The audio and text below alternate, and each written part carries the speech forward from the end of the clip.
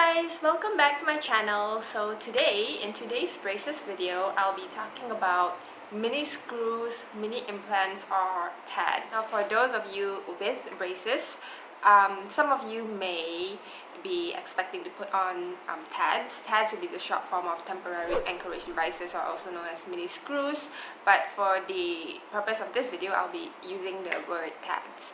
So some of you out there who's on your journey on braces and you receive news that you're supposed to wear screws or TADs in your next visit, and for those of you who have TADs and you want to know more about what TADs are and what exactly they do to your braces and the progress it does to your teeth, this is the video for you. So you can't see, but I actually have TADs in my mouth.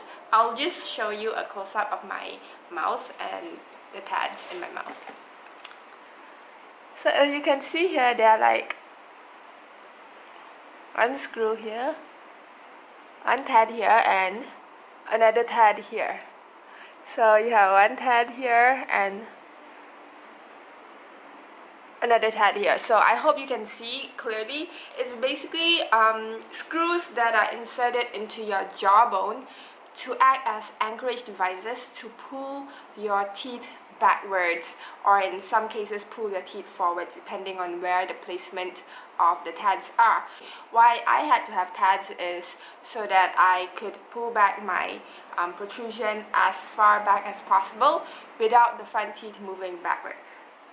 So what are TADs? So TADs are basically Anchorage devices, as the name states itself, and it acts as an anchorage point where you anchor that point and where the teeth can use the anchor to be pulled back. Usually without TADs, for example, if you were to extract teeth and you did not put TADs, let's say for example after you've extracted your teeth you have 6 millimeters of gap between one tooth to another tooth.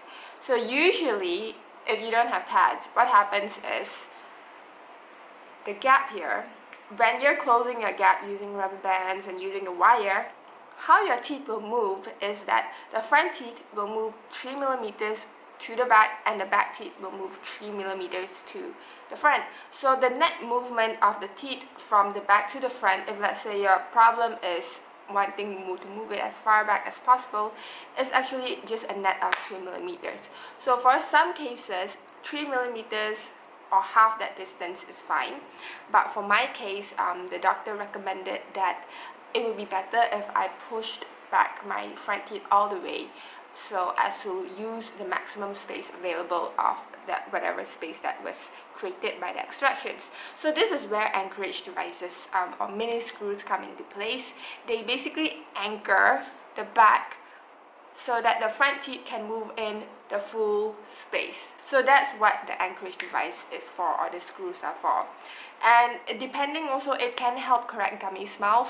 So if you put the screws here, it could help lift the whole teeth structure up. And it can also help correct overbites, help correct protrusions, help close gaps.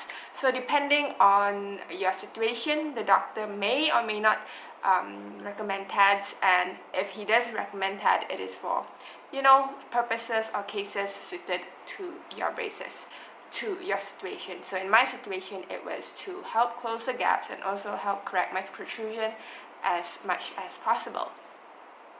So the next point is how much for my TADs.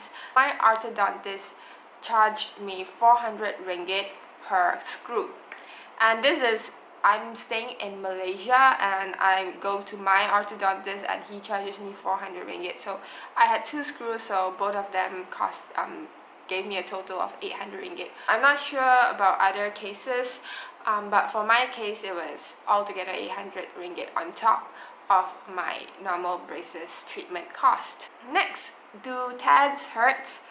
Honestly speaking, it was an unnerving experience. It was a very, very disturbing experience having TADs put inside your mouth, having screws drilled inside your jawbone while you are conscious.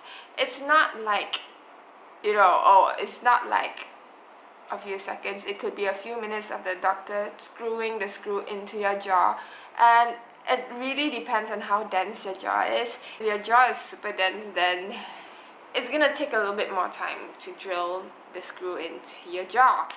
So in my case, basically what the doctor will do is he or she will inject a numbing cream into your gums that will numb the area, and then they will screw the screw into your jawbone, and that you can't really feel much, you can't really feel pain, but it is very discomforting that you know that something is drilled into your bone. And usually you'll ask like, why can't I feel pain? It's because bones or the jawbone doesn't have any pain receptors, therefore you don't really feel pain. But of course you still feel the pressure. There is pressure when the screw is being drilled into or screwed into your jawbone, and usually the screw will be placed in between two teeth. So you have to feel enough so that if anything happens, and if the screw comes too close to one of the roots of the teeth, you are able to feel it and tell the doctor, you know, whoa, stop, it's stinging, it's painful. Because if it hits a nerve, it's not good. It's really not good. It could kill the nerve and could kill your teeth or tooth. So that's why doctors and orthodontists, they will usually let you feel like a little bit of sensation, so you know that, you know, it's not going anywhere near the roots of the teeth. And that is basically just the worst case scenario, but usually it's not the case. So that is just a little fun fact to let you know. So that's all for my braces video for today, and I hope you found it informative, and I shall see you in my next video. Bye!